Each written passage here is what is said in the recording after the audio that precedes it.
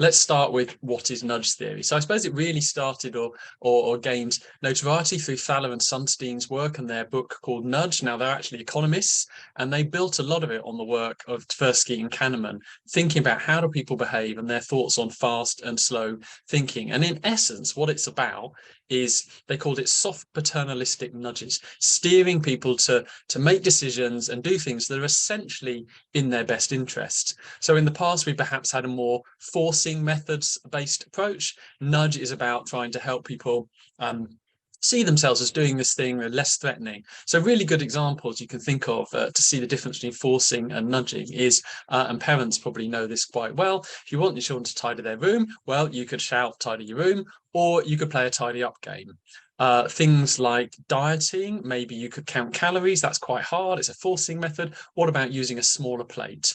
Or budgeting, that could be quite difficult, but maybe going to the supermarket and using a basket instead of a trolley. So what you're doing is you're sort of structuring your environment in a way that sort of nudges you or steers you towards doing the right thing. And in their sort of rewrite of the book, they actually focus a little bit more on this and this idea of choice architecture, and a bit less on the idea of nudging.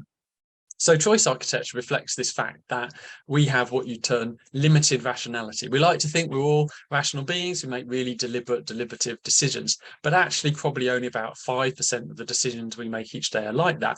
The rest of the time, our brain is overwhelmed with information, so it filters things out, and that we have these cognitive biases that lead us to take shortcuts, and those cognitive biases are hugely influenced by context and the environment that you're in. So that environment will steer you towards making decisions, and the important thing to think about here is that environment exists, whether we do something with it or not.